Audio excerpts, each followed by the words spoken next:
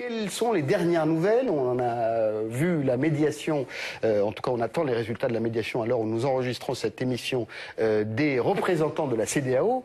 Quelles sont les dernières nouvelles que vous avez obtenues, Monsieur Vitry-Siekpe? Bien, les trois représentants de la communauté économique des États de l'Afrique de l'Ouest, les chefs d'État du Cap-Vert, de Sierra Leone et du Bénin se sont rendus à Abidjan. Ils étaient accompagnés, en réalité ils ont été précédés par le Premier ministre du Kenya au titre de l'Union africaine.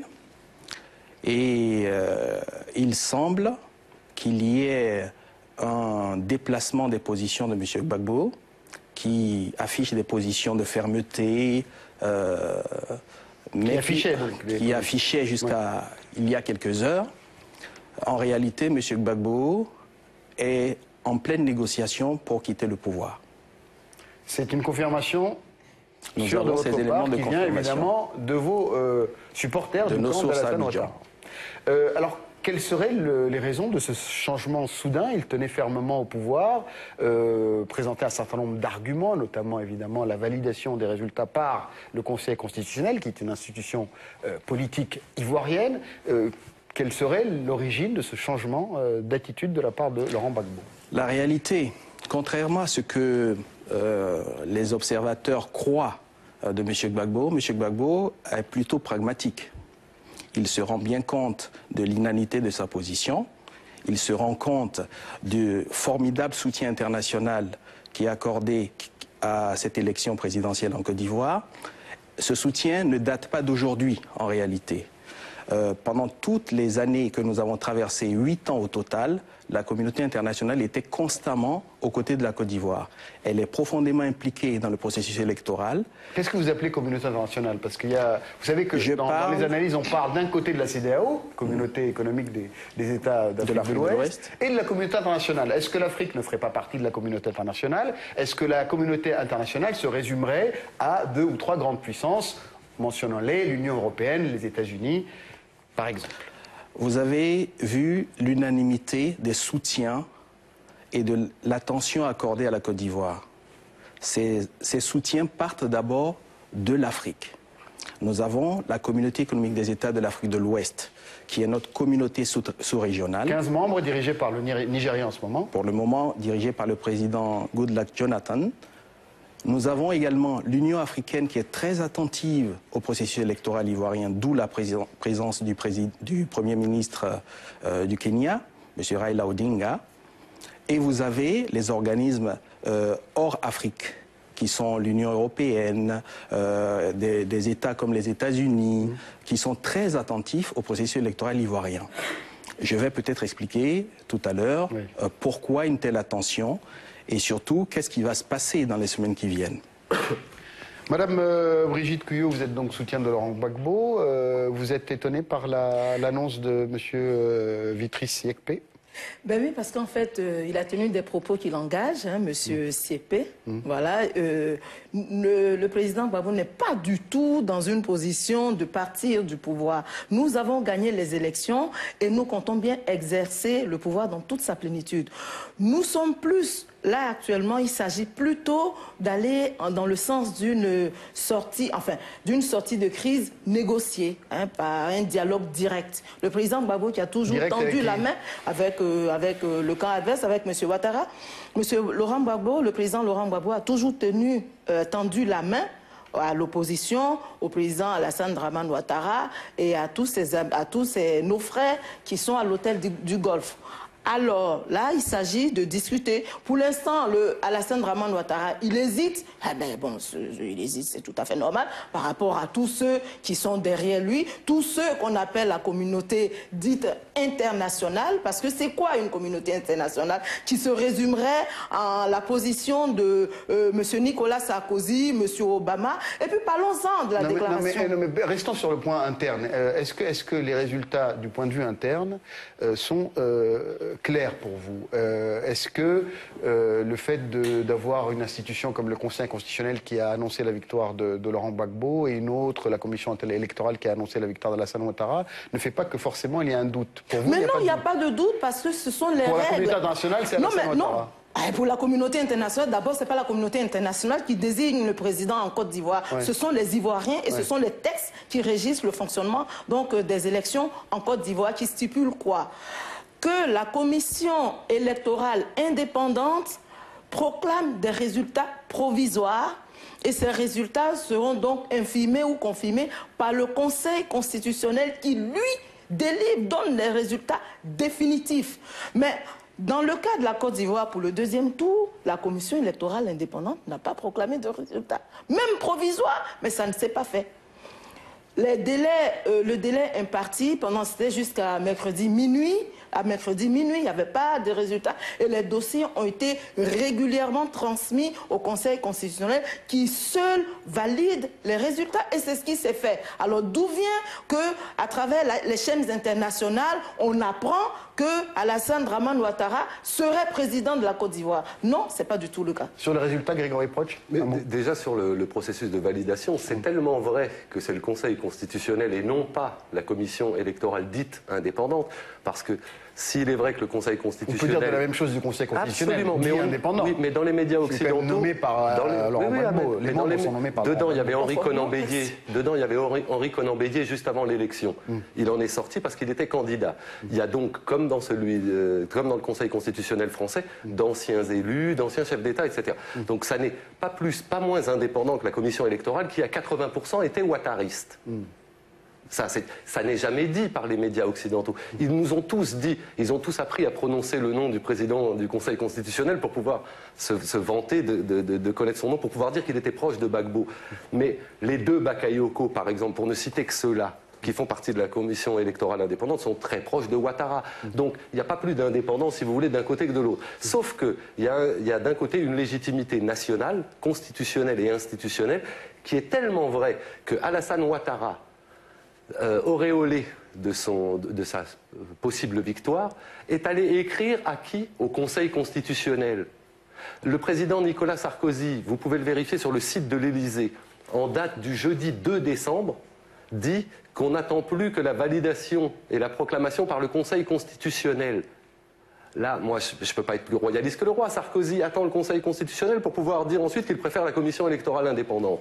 C'est une position française ancienne, depuis une trentaine d'années, c'est-à-dire que les élections, quand elles ne nous conviennent pas... Vous êtes en train de dire en substance que les résultats étaient connus d'avance, en tout cas la volonté de voir un candidat élu était connu ou était voulu d'avance. Je vous donne un exemple. Vous savez qu'il y a un film qui est passé sur France Télévisions qui s'appelle La France-Afrique, qui a fait beaucoup de bruit puisqu'il est, par une de ces ironies de l'histoire, il a été absolument contemporain à la fois de l'élection de Blaise Compaoré, réélu quand même après 23 ans déjà de règne. Ça ne dérange personne. Il faisait suite à Ali Bongo, à Faure Gnassingbé, tout ça, qui n'ont dérangé personne. Le fait que les élections en Afrique soient pas toujours bien organisées ou démocratiques, c'est un fait. Mais là, sur le cas ivoirien qui nous intéresse... Oui, je finis sur ce film. Oui. Il a été projeté en avant-première dès octobre à Paris. Dans ce film-là, quand il a été diffusé, à la fin du deuxième volet, on entend Alassane Ouattara a gagné les élections. Un film qui a été réalisé avant octobre, qui n'a pas été proposé à la diffusion avant octobre, mais qui en octobre l'a été, annonce la victoire de Ouattara dedans. Bon, expliquez-moi comment c'est possible techniquement. Maintenant, les liens entre le président Sarkozy et Alassane Ouattara ne sont plus notoires. Il a marié Alassane Ouattara et Dominique. Non, mais ça ne veut pas dire qu'on peut décider que quelqu'un est élu ou non, ça. Il semblerait que si, manifestement, puisque le Conseil constitutionnel est le seul habilité à proclamer, et deux ambassadeurs, l'ambassadeur français et l'ambassadeur des États-Unis, sont venus extraire M. Bakayoko de la CEI pour l'amener à l'hôtel du Golfe. Et vous imaginez, Ahmed, que les résultats de l'élection française puissent être donnés au Crillon ou au Meurice? Ça aurait quel sens? Ça n'en aurait pas. Est-ce que vous savez aussi que Nicolas Sarkozy, faisant fi et au mépris de toutes les conventions et de toutes les pratiques d'État à État, écrivait des courriers au président de la CEI pendant qu'elle était en délibération? L'ambassadeur, c'est tellement vrai que l'ambassadeur de France, Jean-Marc Simon, continue encore aujourd'hui de s'excuser. Aujourd'hui, sa volonté de ne pas s'ingérer, en tout cas, en ce qui concerne les troupes françaises. Vous rigolez ou quoi? Après avoir dit, c'est celui-là qui a gagné, maintenant il dit, je m'ingère plus. Mais il n'est pas le seul à dire celui-là. Ah oui, mais c'est pas parce qu'il n'est pas le seul qu'il n'est pas fautif. Toute la communauté internationale l'a dit. Mais non, pas toute la communauté internationale. Les États-Unis le disent. Ça fait pas de la communauté internationale. Est-ce que vous savez que l'Afrique du Sud est devenue, hier matin, membre du Conseil de sécurité? Vous pensez que l'Afrique du Sud condamne Gbagbo et réclame et sollicite la victoire de Ouattara? Vous savez bien que non. La Chine ne tient pas ce discours-là, la Russie ne tient pas ce discours-là. Et depuis l'arrivée de Roland Dumas et Jacques Vergès, il ne m'étonnerait pas que des pays du Maghreb... Qui réclament le recomptage des voix. Absolument. Il ne m'étonnerait pas que des pays du Maghreb, de l'Amérique du Sud et du monde arabe plus largement deviennent des soutiens à Gbagbo. Et on reparlera de la communauté internationale à ce moment-là. Gaston Kellman. Oui, en fait, c'est ce qui, moi, me frappe. Je ne connais pas très bien la cuisine interne ivoirienne, mais ce qui est extraordinaire dans cette élection, c'est effectivement cette espèce de vague de fond, de flou universel qu'a été cette fameuse communauté internationale. C'est vrai que, et ce que je peux dire... Mais pour vous, les résultats sont clairs vu de l'extérieur, Gaston Kellman? Non, non, ils ne sont pas clairs, puisqu'on me dit qu'ils ne sont pas clairs. Je n'ai vraiment pas de commentaires, de gros commentaires à faire là-dessus. Mais le seul que je peux faire, c'est que Timéo Danaos et Dona Ferentes, disait le grand prêtre Laocoon, je crains les Grecs, surtout quand ils font des cadeaux. Je pense que vraiment le plus grand malheur d'Alassane Ouattara aujourd'hui, c'est ses amis encombrants. C'est-à-dire une communauté internationale que personne ne définit, qui est effectivement faite de 2 ou 3 personnes, c'est le nôtre. Et vous savez que l'Afrique est très circonspecte aujourd'hui sur des décisions qui viennent aussi globalement, sur une telle unanimité extérieure. Deuxième grand ami de Ouattara, effectivement, le président Sarkozy qui ose invectiver enfin, une personnalité africaine en lui disant je t'enjoins de quitter le pouvoir. Et ça a été catastrophique, comme le disait Moninembo hier dans Le Monde. Moninembo disait, même les pires, c'est-à-dire les détracteurs de Sarkozy en Afrique, de Gbagbo en Afrique, se sont alliés derrière lui. Troisième grand ami de Ouattara, c'est Soro. Alors ce Soro-là, un gars qui part un jour, tire 2 Kalachnikov en l'air, se fait inviter à Marcoussis. Qui est Premier ministre. Hein, Oui, se fait inviter d'abord à Marcoussis avec le président de la République ivoirienne, à part égale. Moi, ça, c'est là. En fait, s'il y a quelque chose qui ne m'est jamais sorti de la colère, c'est cette affaire-là. C'est comme si la Corse et la France allaient s'asseoir à l'ONU pour discuter. Ce mépris de l'Afrique est très, très mal passé. Et c'est ce qui fait qu'aujourd'hui, par exemple, le Cameroun, dans mon pays d'origine, les débats sont très, très, très Gbagbo, tout simplement parce qu'il y a cet agacement de ces injonctions qui viennent et spécifiquement sur...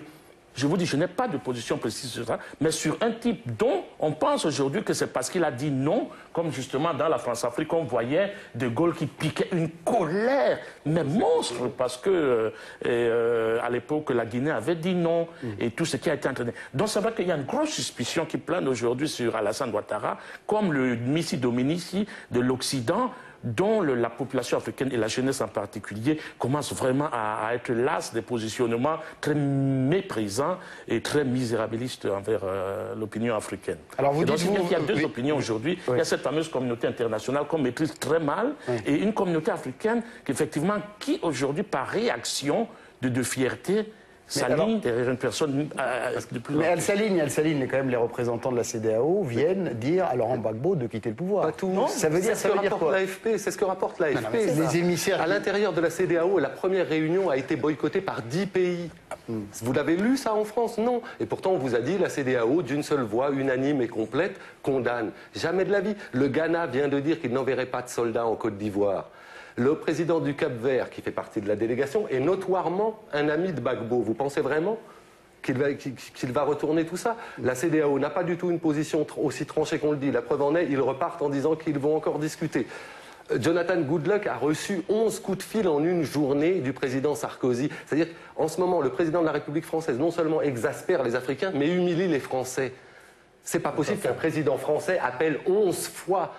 Sinon, un boy, un employé. On ne peut pas appeler 11 fois dans la journée pour insister quelqu'un qui est votre homologue, qui est votre équivalent.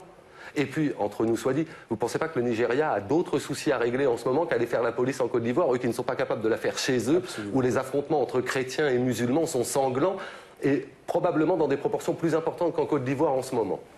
Je voudrais aussi ajouter, concernant, vous évoquiez, M. Yepke, le processus depuis 2005. Depuis 2005, il est convenu aussi qu'il ne saurait y avoir d'élection sans désarmement. Or, de désarmement, il n'y a jamais eu. Et ça, c'est bien la faute de votre allié Soro, s'il n'y a pas de désarmement. C'est bien lui qui ne s'y est pas résolu. Il n'y a pas de désarmement. La communauté internationale fait pression depuis 2005 pour qu'il y ait des élections. Vous savez comme moi que si Gbagbo, il y a 3 mois, avait dit on les repousse parce qu'il y a encore des gens armés, tout le monde l'aurait traité de dictateur une fois de plus. Donc, vous n'avez pas désarmé, vous n'avez pas démilitarisé. La Côte d'Ivoire, je pense que vous entendrez à peu près sur le chiffre de 20 millions d'habitants, c'est à peu près celui sur lequel un chiffre générique. Il y a un corps électoral de moins de 6 millions d'électeurs. Je veux bien que la Côte d'Ivoire soit un pays très très jeune, mais il ne peut pas y avoir 13 à 14 millions de gens de moins de 18 ans. Donc il y a énormément d'étrangers en Côte d'Ivoire. C'est une question centrale. C'est une question qui, au moment d'établir des listes électorales, forcément pose un certain nombre de questions. Alors, tout ça a été balayé d'un bras en disant que Gbagbo s'adonnait lui aussi à l'ivoirité. Vous voudriez, Grégory Proch, que les élections se passent comme dans des démocraties occidentales, sans qu'il y ait de problème d'identité, sans que... Non. Qui en Afrique est bien élu aujourd'hui? Je veux juste qu'on ne fasse pas, à l'issue du scrutin, porter à certains des responsabilités qui sont quasi ontologiques, qui sont à la base du processus. Le processus, depuis le départ... Le processus s'est fait malgré ces difficultés et des élections ont eu lieu avec des résultats. M. Kallmann tout à l'heure a rappelé qu'on a imposé à Marcoussis en 2003 en France, on a imposé à un président africain, le président Gbagbo, on lui a imposé un Premier ministre rebelle. Vous imaginez qu'il a une quelconque latitude de mouvement dans la menée des avancées institutionnelles, etc. en Côte d'Ivoire? Rien du tout. Il a à peu près autant de pouvoir que Soro à la même époque, c'est-à-dire la moitié. Gaston Kallmann. Oui, moi, en fait, je termine toujours, enfin, je reprends un peu sur le cas Soro, c'est celui-là qui est vraiment très, très gênant, lui aussi, par rapport toujours aux amitiés qui sont en place. Parce que c'est vrai que voilà un homme qui, au départ, est un rebelle. Et une rébellion dont on pense qu'elle n'est pas très solide, quoi. Et qui serait aussi dans l'alliance de Ouattara. Et puis après, effectivement, au bout du compte, il apparaît je ne sais pas s'il a changé de camp, et ça j'aimerais peut-être avoir une explication là-dessus, quand il s'en va chez Gbagbo, est-ce qu'il change de camp? Et puis je pense vraiment que quand il revient après, et qu'il traite Soro de dictateur, quelqu'un qui a, Gbagbo de dictateur et tout ça, c'est un garçon qui est très très désagréable. Et je pense vraiment que sa proximité avec Ouattara, je continue toujours à dire, parce que vous avez vu le grand silence des intellectuels africains qu'il y a eu, il y avait un très très gros malaise. Il y avait un très très gros malaise dans l'intelligentsia africaine à prendre position par l'un ou par l'autre. Quand il s'agit par exemple de Sarkozy ou bien d'une opposition blanc-noir, c'est nickel, ça va très très vite, boum, on assomme. Mais là, on était très très mal à l'aise à prendre position, mais c'est vrai que c'est toute cette accumulation de flou qui a fait en sorte qu'aujourd'hui, que ce soit l'article de Calix Beyala dans le Jeune Afrique de la semaine dernière, ou celle de Thierno Monenebo hier, et c'est vrai que c'est tout à fait drôle quand Thierno Monenebo dit, il parle effectivement des alliances douteuses, il parle de Gbagbo aujourd'hui qui est soutenu même par ses pires ennemis. C'est effectivement cette accumulation Mais est-ce que c'est pas un peu simpliste, Gaston Kallmann, de dire il y a une suspicion qui pèserait sur Ouattara parce qu'il a des amis, ou c'est parce que c'est la communauté internationale qui soutient, en l'espèce, ce que vous considérez des étrangers? C'est ce que j'ai dit, moi c'est clair. J'ai dit qu'aujourd'hui, il y a un mouvement de fond en Afrique, de la jeunesse africaine, qui va s'opposer systématiquement aux dictats occidentaux. C'est-à-dire que ce soit la communauté... Alors, quelle que soit la réalité de la situation sur le terrain, c'est une position de principe. Alors, on peut le prendre comme ça. C'est une position de principe. Je le dis aujourd'hui que c'est une position de principe. Alors, effectivement, et évidemment que je ne condamne pas du tout, parce que, effectivement, on a vu comment est-ce que la veille, effectivement, de cette campagne, toute la jeunesse a le déroulé de la France-Afrique. Elle a le déroulé de la France-Afrique, ou avec une arrogance inacceptable. Toutes ces personnes, il n'y a pas une seule, que ce soit le Froc-Prigent, même là, le dernier des derniers, jusqu'au premier, comme Focard, oui, on refait tout. J'ai refusé de l'argent au président Lissouba élu, parce qu'il ne faisait pas ce qu'on lui avait demandé. Nous savons très bien ce qui s'est passé dans tel ou tel pays, je ne vais pas citer. Cette arrogance. Donc dès qu'il y a un semblant d'interventionnisme ça ne passera plus. Ou d'ingérence, entre guillemets, dans les affaires internes, quelle que soit la réalité de la situation sur le terrain... Aujourd'hui, peu importe la réalité de la situation, on ne supportera plus. les jeunes, la population ne supportera vraiment plus telle ingérence. Et je continue à le dire que ça. Et si, par exemple, aujourd'hui, petit à petit, et puis Goodluck, parlons de Goodluck, franchement, c'est une espèce de pantin, entre guillemets, aujourd'hui, qui n'a aucune légitimité. Et c'est pour cela que si le président Sarkozy est ainsi avéré, qu'il y a 11 coups de fil, parce que ils sont certainement accompagnés de menaces et de promesses et de tout le reste, j'imagine. Donc, il préside la CEDEAO quand même. Oui, il préside, bon, elle est tournante. Hein. Il préside celui qui doit présider à ce moment-là. Ce n'est pas une élection non plus. Bon, voilà. Il n'empêche que depuis que la commission électorale a rendu son verdict, ce que vous appelez la communauté internationale. Parce que depuis tout à l'heure, vous faites comme si vous n'entendiez pas ce qui est dit. Vous continuez à dire qu'il y a une espèce d'unanimité, alors que nous vous démontrons point par point qu'il n'y en a pas. Je n'ai pas vu votre démonstration. Non, vous parlez de communauté internationale, vous dites c'est unanime. Il a été unanimement reconnu. Non, nous avons enregistré... L'Angola ne l'a pas reconnu. Et il me semble que c'est un pays important sur le continent. Il me semble que la Russie a déclaré il y a 3 jours, nous sommes tout à fait prêts à reconnaître Ouattara si le Conseil constitutionnel le valide. En termes diplomatiques, ça s'appelle un désaveu. Maintenant, je voudrais attirer votre attention sur un point. C'est aussi les calculs de la Russie, diplomatiques de la Russie par rapport aux États-Unis et à la France. Et pourquoi serait-elle différente des autres pays? C'est en termes diplomatiques une façon aimable de dire à Ouattara qu'ils ne le reconnaissent pas, sans rentrer dans le conflit.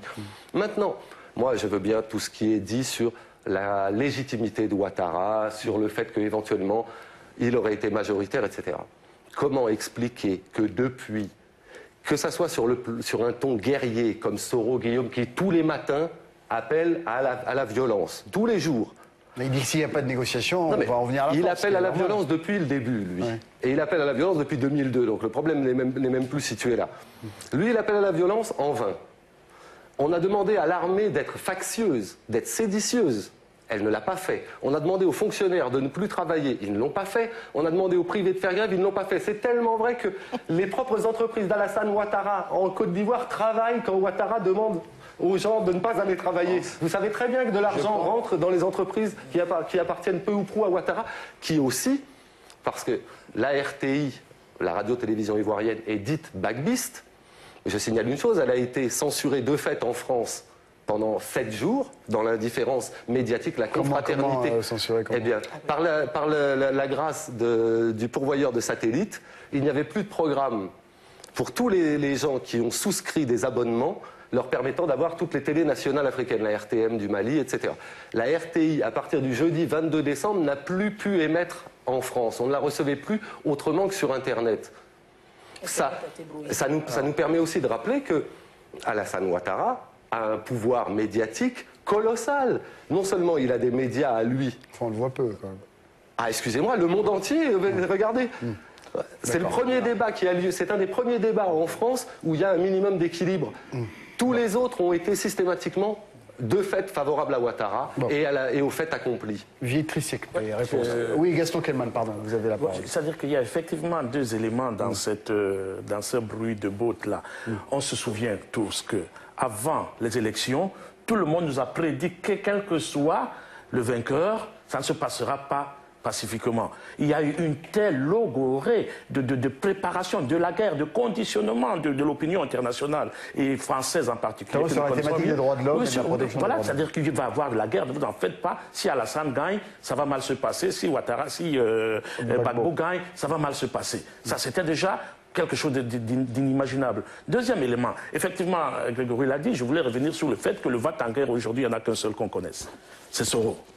C'est Sorosel qui dit on va le bouter avec une logo, avec un galimatia infect. Vous l'analysez comme un problème personnel avec Laurent Gbagbo et pas du tout. Non, avec tout le monde, avec la paix, tout simplement.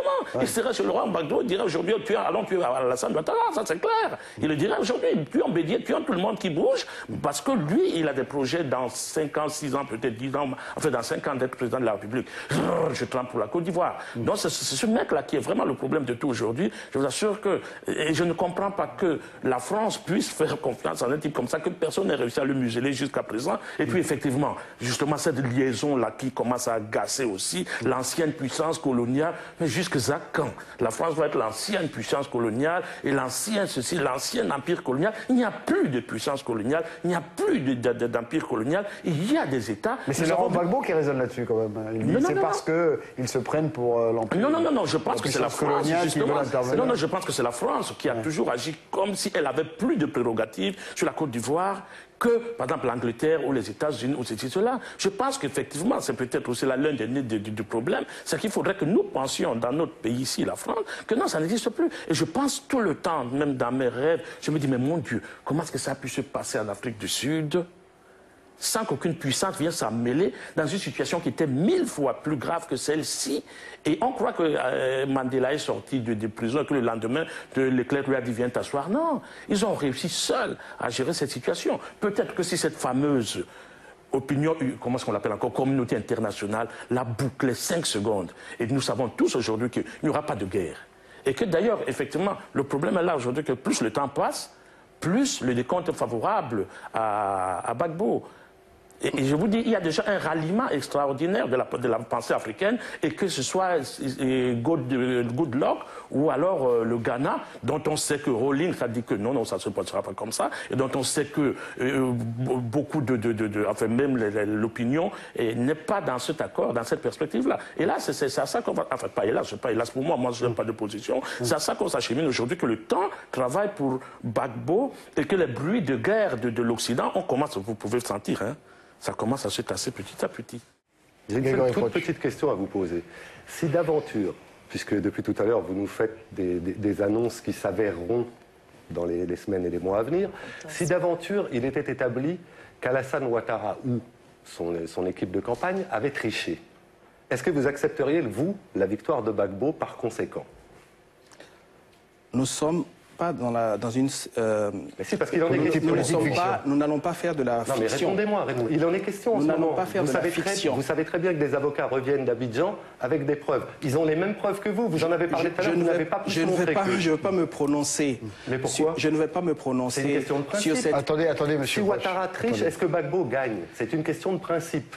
Je ne vais pas me prononcer. Personne ne va admettre qu'il y a eu de la triche. Non, mais attendez.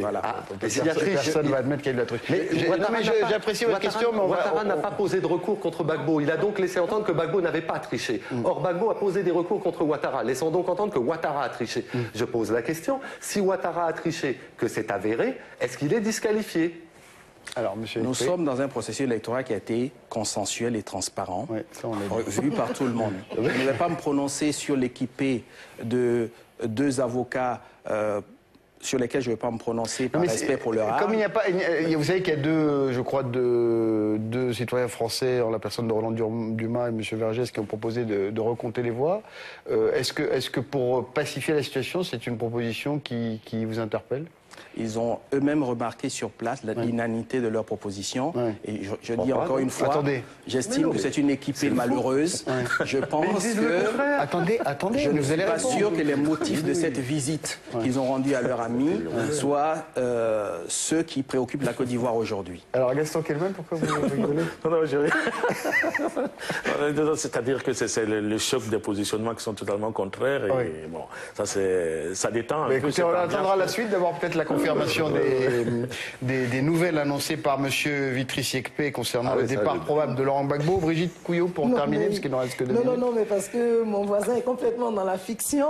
Il n'a jamais été question que le président Laurent Gbagbo parte. Par contre, ça c'est quelque chose de très important, c'est que nous avons des preuves comme quoi Alassane Dramane Ouattara a triché. Mais il n'a même pas déposé, il n'a pas formulé de requête en annulation du vote. Et jusque-là, il n'a jamais dit que nous avons triché. Mais nous avons des preuves comme quoi il a triché.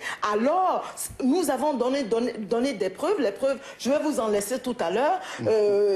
Oui, je vais vous en laisser. Je vais vous donner même des exemples. Dans certaines régions, je vais vous montrer. Dans certaines régions, on a un nombre d'électeurs supérieur au nombre, un nombre d'électeurs de votants supérieur au nombre d'électeurs. Donc d'où viennent tous ces électeurs fantômes? Et 0 vote pour Gbagbo. Et 0 vote pour il a 2 représentants sont dans le bureau de vote, mais il n'a pas de vote. Non, il y a des documents. Alors que les vôtres, des documents, on ne les a jamais vus. Ce sont des délégations fantaisistes. Les représentants de Gbagbo ne peuvent pas signer pour voter pour Gbagbo. Comment voulez-vous qu'on nous montre des procès-verbaux signés soi-disant par le représentant de Gbagbo avec 0 voix pour Gbagbo? Voyons, nous avons tous ces preuves. Alors le dernier mot sera à Gaston Kelman, parce qu'on a déjà débordé. Je voulais tout juste dire que, enfin, je pense que nous remettrons la communauté internationale à sa juste place et qu'en fait, les choses africaines se passeront en Afrique.